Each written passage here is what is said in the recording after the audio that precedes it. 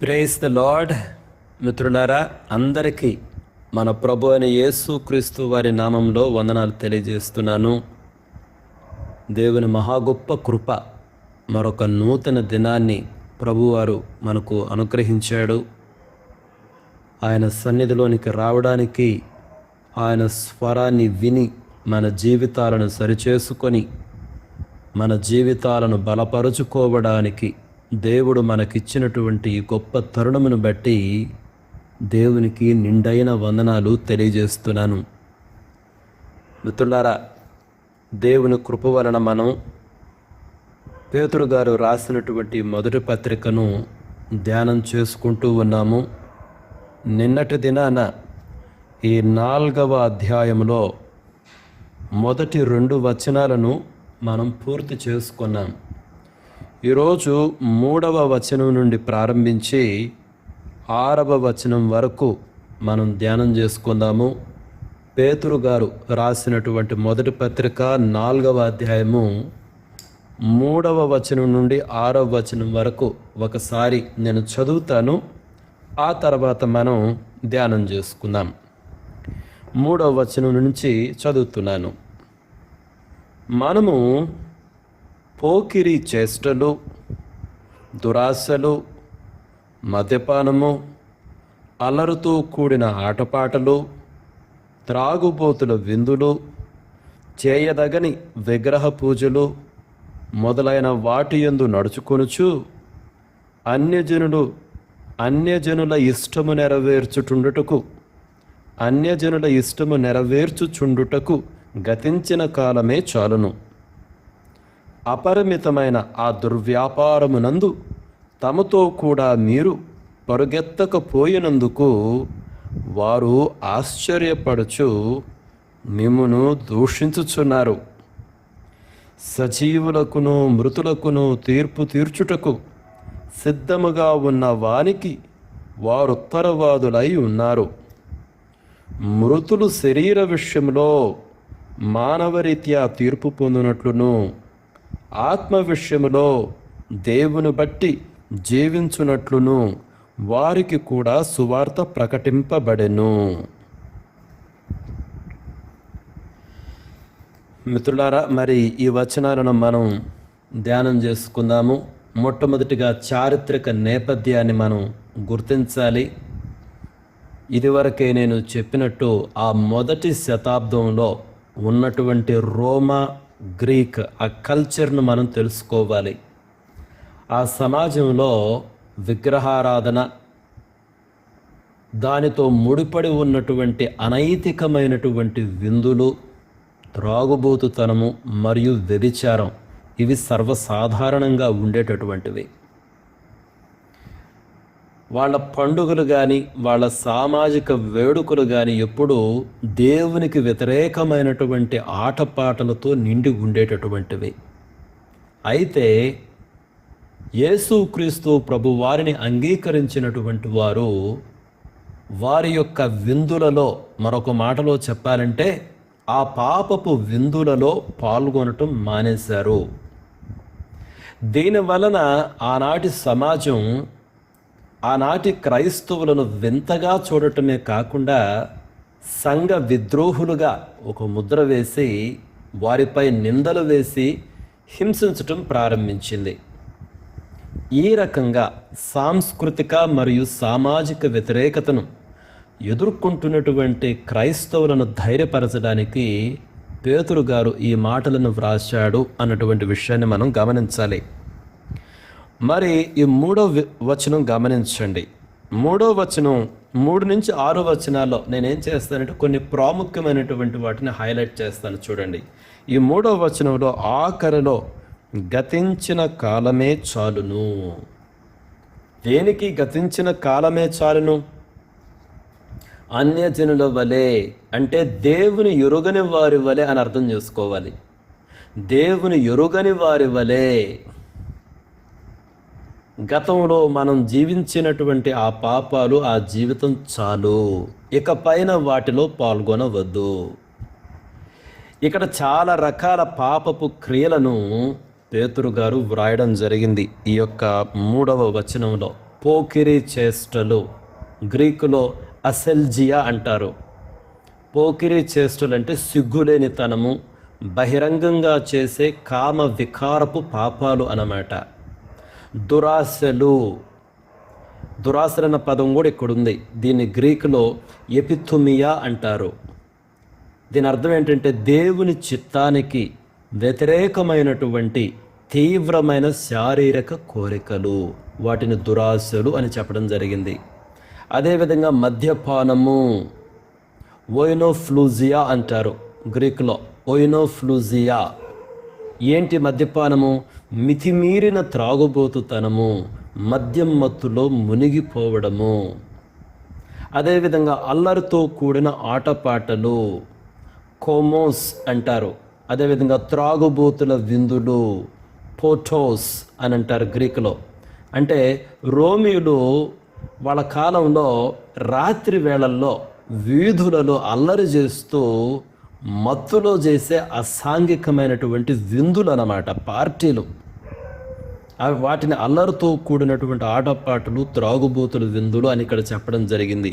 అదేవిధంగా చేయదగినటువంటి విగ్రహ పూజలు, ఇవి అసహ్యకరమైనటువంటి దేవునికి కోపం తెప్పించే విగ్రహారాధన ఆచారాలు అన్నమాట. ఒకప్పుడు మీరు వీటిలో జీవించారు, ఇక చాలు. దేవుని ఎరుగని కాలములో వీటిలో జీవించారు, ఇక చాలు, గతించిన కాలమే చాలు అదనమాట. కాబట్టి మిత్రులారా, మనం కూడా ఆలోచన చేసుకోవాలి. దేవుని తెలుసుకోక ముందు విస్తారమైనటువంటి పాప జీవితంలో, అనేక రకాలైనటువంటి పాప జీవితంలో మనము జీవించి ఉన్నాము. ఇక పైన ఆ గతించిన కాలం చాలు, ఇక పైన అవి చాలు. యేసుక్రీస్తు ప్రభువారిని తెలుసుకున్న తర్వాత ఇక ఆ జీవితంతో మనకు సంబంధం ఉండకూడదు. అది 3వ వచనం. మరి 4వ వచనం చూసినట్లయితే లోకం ఆశ్చర్యపడడం మరియు దూషించడం గురించి మాట్లాడుతుంది. ఎందుకు లోకం ఆశ్చర్యపడుతుంది మరియు దూషిస్తుంది? 4వ వచనం చూడండి. అపరిమితమైన ఆ దుర్వ్యాపారమునందు తమతో కూడా మీరు పరుగెత్తకపోయినందుకు వారు ఆశ్చర్యపడుచు మిమ్మల్ని దూషించుచున్నారు. మీరు అక్కడ గమనించరా? ఆ దుర్వ్యాపారము, అపరిమితమైన ఆ దుర్వ్యాపారము, దీన్ని అసోటియా అంటారు గ్రీకులో. దాన్ని మనం ఎలా చెప్పచ్చు తెలుగులో? దురాచారాల ప్రవాహం అన్నమాట. ఒక వరద వస్తే ఎలా ఉంటుంది, వరదలాగా ఉండేదన్నమాట వారి యొక్క దురాచారాలు. అంటే నైతిక విలువల విధ్వంసం అన్నమాట వారి యొక్క నమ్మకాలు. అయితే ఇప్పుడు యేసుక్రీస్తు ప్రభు నమ్ముకున్న తరువాత మీరు ఆ దురాచారాల ప్రవాహంలో మీరు లేరు, మీరు బయటకు వచ్చేసారు. ఆ నైతిక విలువల విధ్వంసములు మీరు లేరు, మీరు బయటకు వచ్చేసారు. మీరు బయటకు వచ్చారు కాబట్టి ఏమైంది? వాళ్ళు ఇప్పుడు ఆశ్చర్యపడుచు మిమ్మల్ని దూషించుతున్నారు. ఆశ్చర్యపడుచు ఆ పదాన్ని గమనించండి. దీన్ని గ్రీకులో క్షెనిజోంటాయ్ అంటారు. క్షెనిజోంటాయ్, ఆశ్చర్యపడుతున్నారు అంటే దాని అర్థం ఏంటంటే, ఒక్కోసారి చూడండి, మనము చీకటిలో ఉండి ఒకేసారి టక్కన చాలా వెలుగు చూస్తే మన కళ్ళు బైర్లు గమ్మినట్టు అనిపిస్తాయి, చూడలేం, వెంటనే కళ్ళు నీళ్లతో నిండిపోతాయి. ఆ రకంగా ఒక్కసారిగా యేసుక్రీస్తు ప్రభువుని నమ్ముకున్న వారు ఆ పాత కాలపు పాపపు జీవితాన్ని వదిలిపెట్టినప్పుడు వారి పాత స్నేహితులు, ఆ పాత సమాజము ఆశ్చర్యపోయింది. వాళ్ళకు కళ్ళు బైర్లు గమ్మినట్టు అయిపోయినాయి. ఏందిరా ఈ మార్పు? ఒకప్పుడు మనతో విచ్చలవిడిగా ఎట్లా పడితే అట్లా ఉన్నటువంటి వీళ్ళు ఇప్పుడు ఆల్ ఆఫ్ సడన్ ఇంత మార్పు ఏంటి అని ఆశ్చర్యపోయారన్నమాట. వాళ్ళు కళ్ళు బైర్లు గమ్మినాయన్నమాట. అయితే అంతటితోటి వాళ్ళు ఆపేశారా? వాళ్ళకి అది చాలా వింతగా అనిపించి ఇక క్రైస్తవులను దూషిస్తూ వచ్చారన్నమాట. ఈ రోజుల్లోనే అంతే మిత్రులారా. అయితే 5వ వచనం చూడండి. సజీవులకును మృతులకును తీర్పు తీర్చుటకు సిద్ధముగా ఉన్న వానికి వారు ఉత్తరవాదులై ఉన్నారు. దేవుడు తప్పకుండా తీర్పు తీరుస్తాడు. ఒక న్యాయాధిపతి ఉన్నాడు. అన్యులు ఇక్కడ క్రైస్తవులను, అన్యులు అంటే దేవుని ఎరుగని వారు క్రైస్తవులను ఇప్పుడు దూషిస్తూ వచ్చారు. ఆనాటి కాలంలో దూషిస్తూ వచ్చారు. ఎందుకు? వాళ్ళతో కలిసి ఎంజాయ్ చేయలేదని, వాళ్ళతో కలిసి ఆ విందులలో పాల్గొనలేదని, వారితో కలిసి ఆ విగ్రహారాధనలో పాల్గొనలేదు అని దూషించారు. అయితే పేతురు గారు అంటున్నారు, వారు దూషించిన దానికి వారు తప్పకుండా లెక్క అప్పగించవలసి ఉంటుంది. ఒక న్యాయాధిపతి ఉన్నాడు అని పేతురు గారు జ్ఞాపకం చేస్తున్నారు. తర్వాత 6వ వచనం చూడండి మిత్రులారా. మృతులు శరీర విషయములో మానవరీత్యా తీర్పు పొందినట్లును, ఆత్మ విషయంలో దేవుని బట్టి జీవించున్నట్లును వారికి కూడా సువార్త ప్రకటింపబడను. పేతురు గారు రాసినటువంటి పత్రికలలో అత్యంత కష్టమైనటువంటి వచనాలలో ఇదొక వచనం. ఈ యొక్క వచనం అంత స్పష్టంగా లేదు. మొదటి విషయం చూడండి, కొన్ని వచనాలు స్పష్టంగా లేనప్పుడు అవి స్పష్టంగా లేవు అని మనం అంగీకరించటం మంచిది. అది మొట్టమొదటి విషయం. ఈ వచనము మనకే కాదు, ప్రఖ్యాతగాంచినటువంటి బైబుల్ కామెంటేటర్స్కు కూడా ఈ వచనాన్ని ఎలా ఇంటర్ప్రిట్ చేయాలన్నటువంటిది ఒక ప్రశ్నార్థకమే. ఎందుకు ఇక్కడ ఏమనుందంటే, మృతులు శరీర విషయములో మానవరీత్యా తీర్పు పొందినట్లును, ఆత్మ విషయములో దేవుని బట్టి జీవించినట్లును వారికి కూడా సువార్త ప్రకటింపబడను. ఏంటి, మృతులకు సువార్త ప్రకటించబడిందా? దీన్ని ఎలా అర్థం చేసుకోవాలి? అందుకనే ఈ వచనం ఇంటర్ప్రెట్ చేయడం చాలా కష్టము, మనకు స్పష్టంగా అర్థం కావడంలా. పేతురు గారు ఇక్కడ ఏమి రాశారు అన్నటువంటిది స్పష్టత లేదు మిత్రులారా. అది మొదటి విషయం.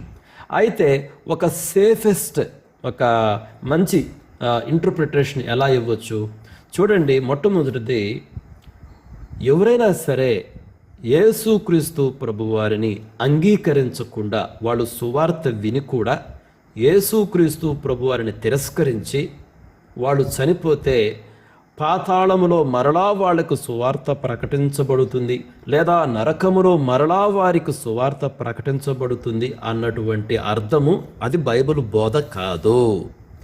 ఈ భూమిపైన బ్రతికి ఉన్నప్పుడే ఎవరైనా సరే సువార్త విన్నప్పుడు యేసుక్రీస్తు ప్రభువారిని అంగీకరించాలి. చనిపోయిన తరువాత ఇక ఎవ్వరికి సువార్త ప్రకటించబడము లేకపోతే వారిని రక్షణలోనికి నడిపించడము అన్నటువంటిది బైబిల్లో ఆ రకమైన బోధ లేదు. ఇది బైబిల్ గ్రంథం మొత్తం మనం చూడవచ్చు. ఆ విషయం మాత్రం మనం స్పష్టంగా తెలుసుకోవాలి. కాబట్టి ఈ సత్యం యొక్క వెలుగులో ఈ వచనాన్ని బహుశా మనం ఈ విధంగా అర్థం చేసుకోవచ్చు. చూడండి, కొంతమందికి సువార్త ప్రకటించబడింది, వాళ్ళు దేవుణ్ణి నమ్ముకున్నారు. అయితే వాళ్ళు ఇప్పుడు లేరు, వాళ్ళు భౌతికంగా చనిపోయారు. వాళ్ళు భౌతికంగా చనిపోయినప్పటికీ, అంటే శారీరకంగా చనిపోయినప్పటికీ ఆత్మ విషయంలో మాత్రము వారికి దేవునితో సంబంధము ఉన్నది. అంతే కదా. ఉదాహరణకు మీరు చూడండి, అబ్రహాము ఆ లాజరు ఆ ఉపమానంలో, అబ్రహాము ఆ ధనవంతుడు లాజరు, క్షమించండి, ధనవంతుడు లాజరు ఉపమానంలో చనిపోయిన తరువాత ఈ యొక్క లాజరు, ఈ బీదవాడు, ఈ లాజరుకు మాత్రము దేవునితో సంబంధము ఉంది, ఆత్మ విషయంలో బ్రతికినట్టు మనం చూడవచ్చు. కానీ ధనవంతుడు మాత్రము పాతాళములో ఉన్నట్టు ఉంది. కాబట్టి బహుశా పేతురు గారు ఏం చెప్తున్నారు చూడండి. ఆ బహుశా అన్న పదాన్ని మీరు గమనించండి. ఎందుకంటే ఏదైనా ఒక విషయం స్పష్టంగా లేనప్పుడు ఇదే దీని అర్థమని బలగుద్ది చెప్పడం చాలా పొరపాటు. కాబట్టి బహుశా అన్న పదం నేను ఉపయోగిస్తున్నా. బహుశా పేతురు గారు చెప్పిన దాన్ని ఈ విధంగా మనం అర్థం చేసుకోవచ్చు. చూడండి, కొంతమంది బ్రతికి ఉన్నప్పుడు వారికి సువార్త ప్రకటించబడింది, వాళ్ళు సువార్తను విన్నారు, నమ్ముకున్నారు. అయితే వారు నమ్ముకున్నందుకు బహుశా ఆనాటి సమాజము వారిని హింసించటము లేకపోతే చంపివేయడము అన్నటువంటి పరిస్థితి జరిగింది. అటువంటి పరిస్థితులు వచ్చాయి, వారిని హింసించారు, చంపివేశారంటే తీర్పు తీర్చారు. ఆనాటి సమాజము వారి యొక్క విధానాల ప్రకారం తీర్పు తీర్చి చంపేశారు. అంతే కదా, పౌరు గారినైనా పేతురు గారినైనా చాలామందిని చంపేశారు. కాబట్టి వాళ్ళు చనిపోయారు.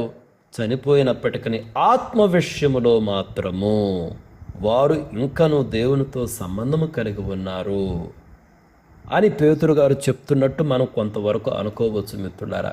కాబట్టి విషయం ఏంటంటే, ఒక సత్యం మాత్రం మనం అర్థం చేసుకోవాలి. ఈ భూమిపైన ఉన్నప్పుడే ఎవరికైనా సువార్త ప్రకటించబడుతుంది. చనిపోయిన తర్వాత ఇక సువార్త ప్రకటించబడము అంటే చనిపోయిన వారికి సువార్త ప్రకటించబడడం కానీ వారిని రక్షణలోనికి నడిపించడం కానీ అన్నటువంటి సంగతే ఉండదు. అయితే ఈ భూమిపైన ఉన్నప్పుడే సువార్తను విని ఎవరైతే రక్షణ పొందారో వారు శారీరకంగా చనిపోయినప్పటికీ వారికి మాత్రము దేవునితో సంబంధము ఉంటుంది, ఆత్మలో వారు జీవిస్తూనే ఉంటారు అన్నటువంటి విషయాన్ని మనం గమనించాలి. ఇప్పుడు మిత్రులారా, మనం ఏం చేద్దామంటే మనం చదివినటువంటి ఈ విషయాలను గ్రహించడానికి కొన్ని బిబ్లికల్ ఇల్లుస్ట్రేషన్స్ని మనం పరిశీలన చేద్దాం. ఒకసారి తప్పిపోయినటువంటి కుమారుడు ఆ ఉపమానం గురించి ఒకసారి ఆలోచన చేయండి. మనం లూకాసు వార్త 15వ అధ్యాయంలో మనం చదవచ్చు. మనం గమనిస్తే ఆ కుమారుడు తండ్రి ఇంటిని వదిలి వెళ్ళాడు. దూరదేశంలో తన ఆస్తిని ఏం చేశాడు?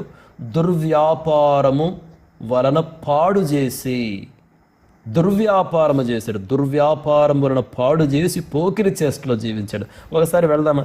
లూకాసు వార్త 15వ అధ్యాయము. లూకాసు వార్త 15వ అధ్యాయంలో 13 నుంచి మనం చూడవచ్చు, కానీ అంతా చదవను టు సేవ్ టైం.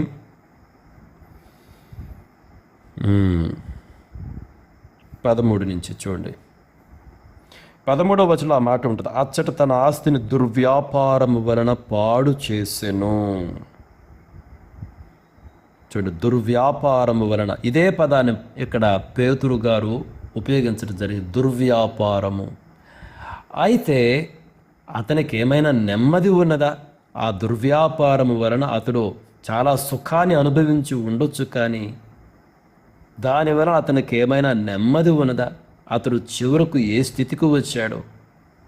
అయితే గొప్ప విషయం ఏంటంటే అతడు తిరిగి తన తప్పును తెలుసుకొని తిరిగి తన తండ్రి ఇంటికి వచ్చాడు, ఆ తప్పిపోయినటువంటి కుమారుడు. మనం కూడా మిత్రులారా, మనలో చాలామంది మనమందరము ఒకప్పుడు తప్పిపోయినటువంటి కుమారుల వలె ఉన్నాము. ఒక దుర్వ్యాపారములో జీవిస్తూ వచ్చాము. దుర్వ్యాపారం అంటే పాపముల ప్రవాహము, పాపముల వరదలో కొట్టుకొని పోతూ ఉన్నాము. అయితే దేవుని కృప వలన ఇప్పుడు దేవుని ఇంటికి వచ్చాము. కాబట్టి పేతురు గారు అన్నట్టు ఆ గత కాలమే చాలును, అటువంటి పాపపు జీవితానికి గతించినటువంటి ఆ కాలమే చాలును, ఇకపైన అటువంటి జీవితము వైపునకు మనం వెళ్ళకూడదు. దీన్ని ఆ తప్పిపోయిన కుమారుని ఆ ఉపమానంలో చూడవచ్చు, ఆ దుర్వ్యాపారం అన్నటువంటి పదము.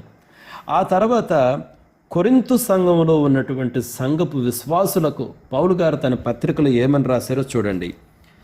పౌలు గారు రాసినటువంటి ఈ కొరింథీయులకు రాసినటువంటి మొదటి పత్రిక రండి మిత్రులారా. మొదటి పత్రిక 6వ అధ్యాయము. 6వ అధ్యాయంలో 9 నుంచి 11 వచనాలు చదువుతున్నాను. అన్యాయస్తులు దేవుని రాజ్యమునకు వారసులు కానేరని మీకు తెలియదా? మోసపోకుడి, జారులైనను విగ్రహారాధకులైనను వ్యభిచారులైనను ఆడంగితనము గలవారైనను పురుష సంయోగులైనను దొంగలైనను లోబులైనను త్రాగుబోతులైనను దోషకులైనను దోచుకుని వారైనను దేవుని రాజ్యమునకు వారసులు కానేరరు. మీలో కొందరు అట్టివారై ఉంటిరి గాని ప్రభువైన యేసు క్రీస్తు నామమునను మన దేవుని ఆత్మయందును మీరు కడగబడి పరిశుద్ధపరచబడిన వారై నీతిమంతులుగా తీర్చబడితిరి. చూడండి ఎంత క్లియర్గా చెప్తున్నాడు. ఒకప్పుడు మీరు అట్టివారై ఉంటరి, ఈ కొరింథు విశ్వాసులతో చెప్తున్నాడు. అట్టివారై అంటే ఆ పైన చెప్పబడి ఉన్నాయి చూడండి, ఆ పాపాలని జారత్వము, విగ్రహారాధన, వ్యభిచారము, ఆడంగితనము, పురుష సంయోగము, దొంగతనాలు, లోభత్వము, త్రాగుబోతుతనము, దూషించడము, దోచుకోవడము. వీళ్ళెవరు దేవుని రాజ్యమునకు వారసులు కారు. మొట్టమొదటి దాన్ని సెటిల్ చేశాడు చూడండి. ఇవి దేవుని రాజ్యానికి సంబంధించిన విషయాలు కాదు, అది చీకటి రాజ్యానికి, ఈ లోకానికి సంబంధించిన విషయాలు. కొరింథు విశ్వాసులు అయితే ఒకప్పుడు ఆ విధంగా ఉన్నారు, ఇక చాలు, గతించినటువంటి ఆ కాలం చాలు. పేతురు గారు అన్నట్టు గతించినటువంటి ఆ కాలం చాలు. ఇప్పుడైతే మీరు ఎవరు? అక్కడ 2 బలమైన పదాలు ఉన్నాయి చూడండి. మీరు ప్రభువైన యేసుక్రీస్తు నామమునను మన దేవుని ఆత్మయందును మీరు కడుగబడి. ఎంత? మన దేవుని ఆత్మయందును యేసుక్రీస్తు నామమునను ఆయన రక్తంలో కడుగుబడ్డాం మనం. కాబట్టి చాలు, ఇంకా అటువంటి జీవితము మనలో ఉండకూడదు. ఇదే రకమైనటువంటి మాటలను పౌలు గారు ఎఫెసీ పట్టణానికి సంబంధించిన విశ్వాసులకు కూడా రాశాడు. ఒకసారి రండి, వాళ్ళతో కూడా చెప్పడం జరిగింది. అపోస్తుల కార్యాలకు రండి, అపోస్తుల కార్యములు 19వ అధ్యాయానికి రండి.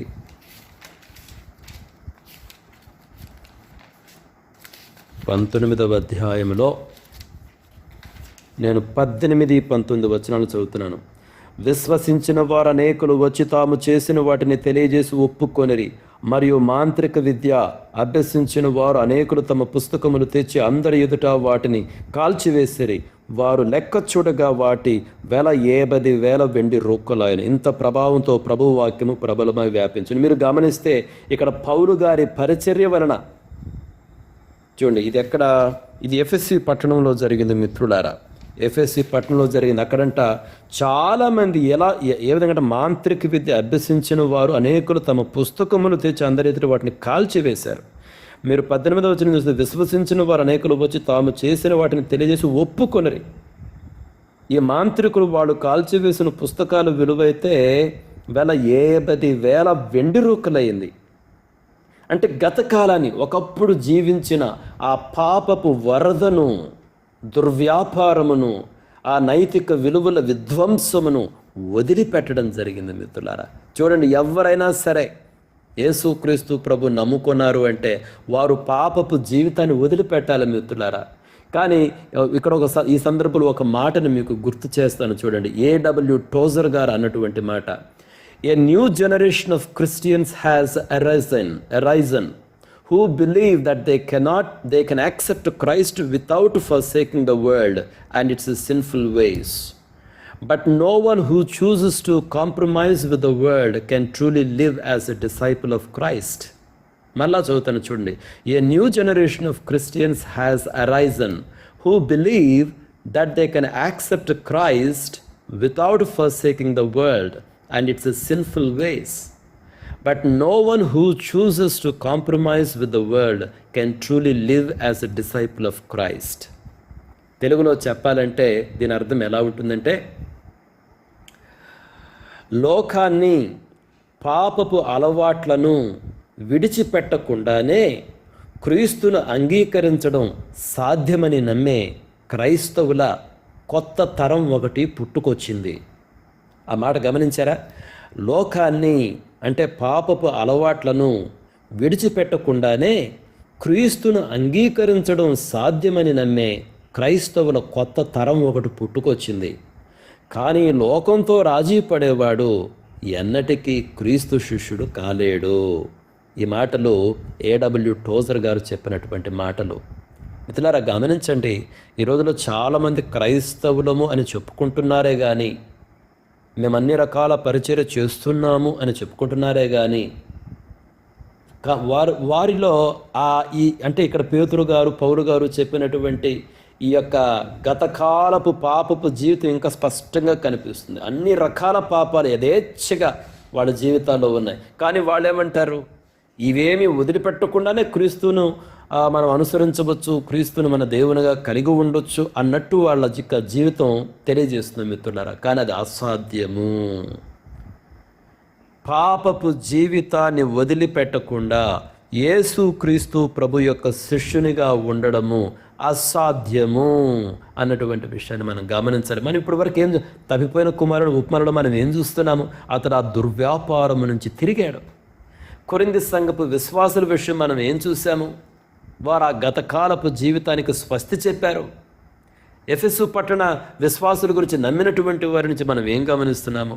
వాళ్ళు పాపపు జీవితాన్ని ఒప్పుకుంటున్నారు, వదిలిపెడుతున్నారు. అంత మాత్రమే కాదు, ఈ మాంత్రిక విద్యను అభ్యసించిన వారైతే వారి దగ్గర ఉన్నటువంటి ఆ విలువైనటువంటి పుస్తకాలు వాళ్ళకి విలువైనటువంటివి, కానీ ఆ విలువ కూడా ఇక్కడ ఇచ్చారు. చూడండి, అటన్ని తగలబెట్టేశారంట పాపపు జీవితానికి ప్రేరేపించే పుస్తకాలు.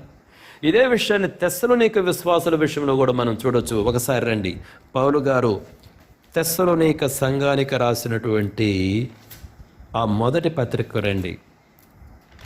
మొదటి పత్రిక 1వ అధ్యాయము 9వ వచనానికి రండి.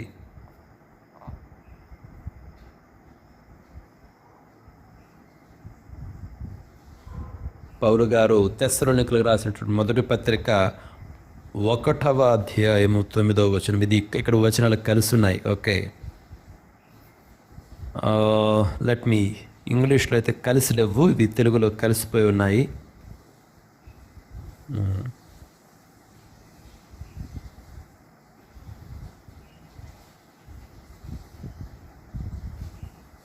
ఇక్కడ ఒక మాట ఉంటుంది చూడు, నేను 9-10 వచనాలు రెండు చదువుతాను.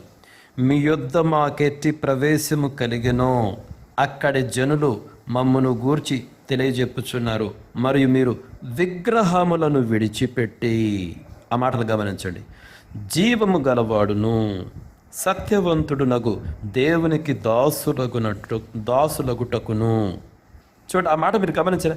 విగ్రహములను విడిచిపెట్టి, ఆ పదాన్ని గమనింటే గత కాలపు జీవితాన్ని, ఆ పాపపు జీవితాన్ని వదిలిపెట్టి, జీవము గలవాడును సత్యవంతుడునగు దేవునికి దాసులగుటకును, దేవుడు మృతులలో నుండి లేపిన యేసు అనగా రాబో ఉగ్రత నుండి మనలను తప్పించుచున్న ఆయన కుమారుడైన యేసు పరలోకము నుండి వచ్చునని ఎదురు చూచుటకును మీరెలాగు దేవుని వైపునకు తిరిగితిరో ఆ సంగతి వారే తెలియజేస్తున్నారు. ఎలాగూ దేవుని వైపు తిరిగారంట? వారు గత కాలపు విగ్రహాలను వదిలిపెట్టారు. అది ఒకప్పటి జీవితం, అది దాన్ని వదిలిపెట్టి అప్పుడే ఈ నిజ దేవుని వైపు తిరిగినారు. అంటే అఫ్కోర్స్ దేవుని దగ్గరకు వచ్చినాకనే వాళ్ళ గతకాలపు జీవితాన్ని వదిలిపెడతారు. అంటే ఇక్కడ అర్థమే, పాఠం ఏంటంటే పాపపు జీవితమును వదిలిపెట్టాలి. మనం జక్కయ్య జీవితం గురించి ఏమి నేర్చుకుంటాం? జక్కయ్య ఒకప్పుడు ఏ విధంగా ఉన్నాడు? ధనాపేక్షతో అతడు జీవిస్తూ వచ్చాడు. అన్యాయంగా ప్రజలను మోసం చేస్తూ లోకానుసారమైనటువంటి జీవితాన్ని జీవిస్తూ వచ్చాడు. కానీ యేసుక్రీస్తు ప్రభువారిని కలుసుకున్న తర్వాత జక్కయ్య జీవితం పూర్తిగా మారిపోయింది మిత్రులారా. ఆ లోక సంబంధమైనటువంటి ఆ పాపపు అలవాట్లకు సంపూర్ణంగా దూరమై మారు మనస్సు పొందాడు. జక్కయ్య జీవితం నుంచి కూడా మనం అదే పాఠం నేర్చుకోవాలి. మీరు ఒకసారి జ్ఞాపకం చేసుకోండి, దేవుడు గిద్యోనును పిలిచినప్పుడు గిద్యోను ఏం చేశాడు? ముందుగా ఆయన ఏం చేశాడు? తన తండ్రి ఇంటిలో ఉన్నటువంటి ఆ బయలుదేవత బలిపీఠాన్ని అతను పడగొట్టాడు. అంటే ఏం చేశాడు? విగ్రహారాధనను అతను ధైర్యంగా ఖండించాడు. You understand? అంటే గిద్యోను జీవితంలో కూడా మొట్టమొదటి అతడు ఏం చేశాడంటే ఆ విగ్రహారాధన, ఆ జీవితాన్ని, ఆ విగ్రహాన్ని ఆరాధించటము అన్నటువంటి ఆ పాపపు జీవితము నుండి అతడు తిరిగి నిజ దేవుని వైపుకు వచ్చినట్టు మనం గిద్యోను జీవితంలో చూస్తాం. రూతు జీవితం ఆలోచించండి. ఆవిడ మోయాబు దేశస్తురాలు. వాళ్ళు కూడా విగ్రహారాధన చేసేవాళ్లే.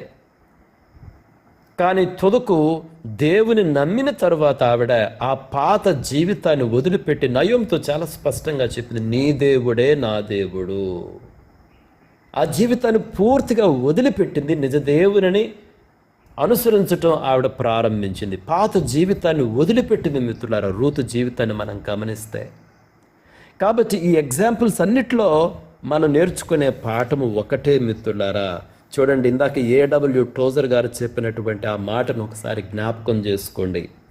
పాపపు జీవితాన్ని వదిలిపెట్టకుండా నేను క్రైస్తవుడను అని చెప్పుకుంటూ బ్రతికితే నిన్ను నీవే మోసం చేసుకుంటున్నావు. నీవు ఎప్పటికీ క్రీస్తు శిష్యుడివి కాలేవు. పాపపు జీవితాన్ని వదిలిపెట్టాలి. వదిలిపెట్టుటకు నువ్వు ఇష్టపడాలి.